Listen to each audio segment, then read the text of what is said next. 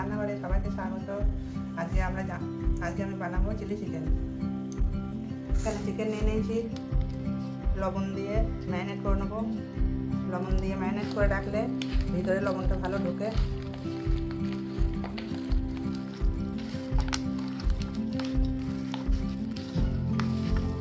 Chilli চিকেনের জন্য যে উপকরণগুলো লাগবে সেগুলো হচ্ছে 1 কিলো চিলি চিকেনে 750 গ্রাম পেঁয়াজ, 100 গ্রাম রসুন, 25 গ্রাম আদা, একটা মাঝারি সাইজের টমেটো, ঝালটা পরিমাণ মতো, চিলি চিকেনে একটু ঝাল বেশি লাগে, আর বড় 2টো ক্যাপসিকাম নিয়ে নিয়েছি। এবার আমি সবজিগুলো কেটে নিয়ে ফিরে আসলাম। এবার আমি সবজিগুলো সব কাটা হয়ে গেছে। পেঁয়াজগুলো মিডিয়াম সাইজ করে কোয়াগুলো ছাড়িয়ে নিয়েছি। আদা, রসুন, পেঁয়াজ, কাঁচা লঙ্কা, ক্যাপসিকাম সব সাইজ করে কেটে নিয়েছি। এবার রান্না করবো। কড়াইতে তেল দিলাম, সাদা তেল দিতে হবে। 1 কিলো চিকেনে 200 গ্রাম তেল লাগবে।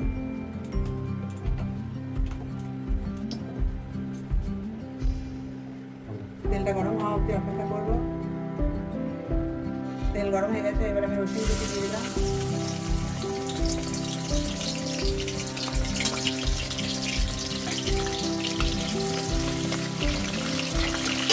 তারপর দিলাম আদা কুচি,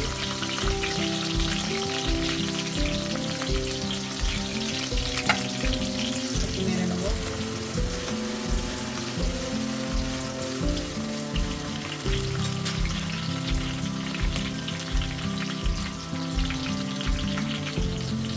লঙ্কা কুচি,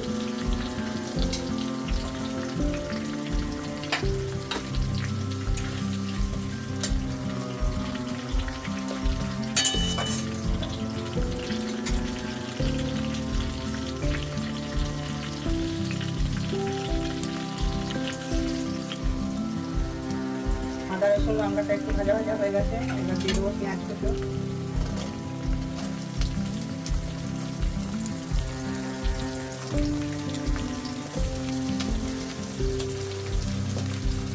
পেঁয়াজ ক্যাপসিকাম যত বেশি দেওয়া যাবে গ্রেভিটা ঘন হবে।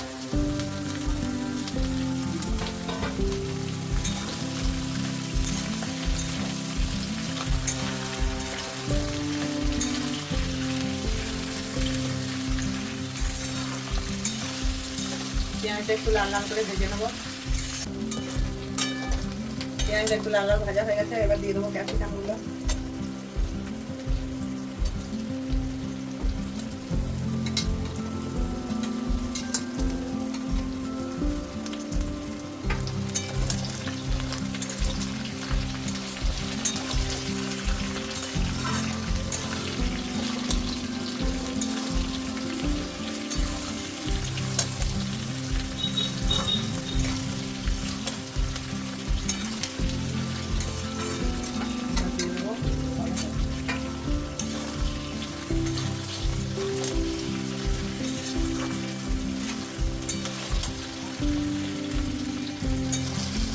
পেঁয়াজ ক্যাপসিকামগুলো একটু ভাজা ভাজা হবে।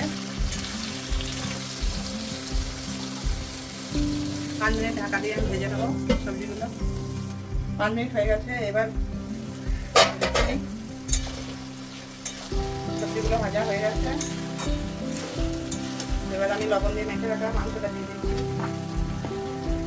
একদম নতুন রেসিপি।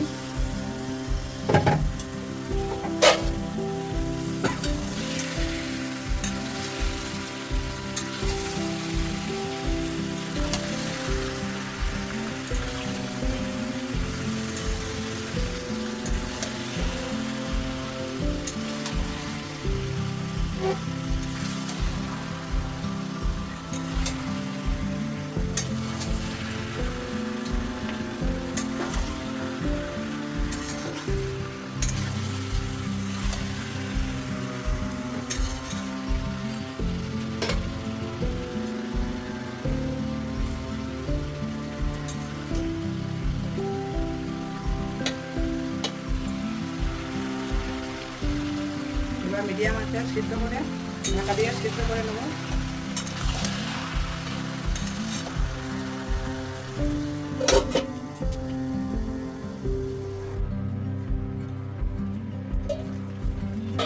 মাংসটা এবার জল ছেড়ে গেছে, এই জলের মধ্যেই সিদ্ধ হয়ে যাবে।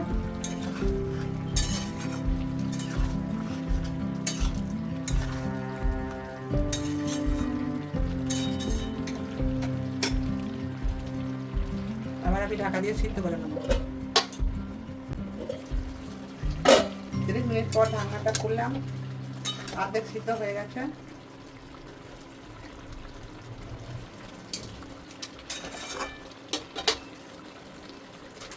এবার আমি দিয়ে দেবো সয়া সস।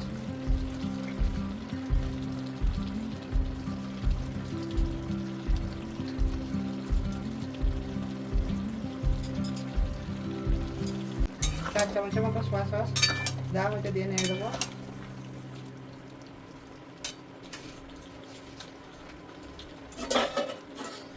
দিয়ে দেবো টমেটো সস 2 চামচ।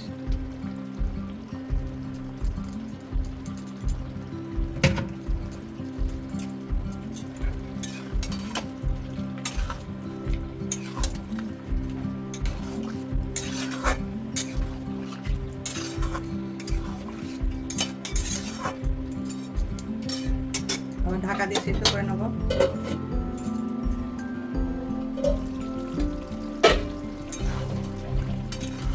চিকেনটা এবার হয়ে যাচ্ছে। কালারের জন্য সয়া সসটা 2 চামচ আমি দিয়ে দিচ্ছি। আপনারা আপনাদের মতো কালারটা দেখে নেবেন। লবণটা চেক করে নেবেন পরিমাণ মতো। এখানে একটু ঝাল বেশি লাগে, ঝালটা বেশি হলে বেশি লাগে। আপনারা এইভাবে বাড়িতে বানিয়ে খেয়ে দেখবেন, ভাত বা রুটির সাথে খুবই ভালো লাগবে।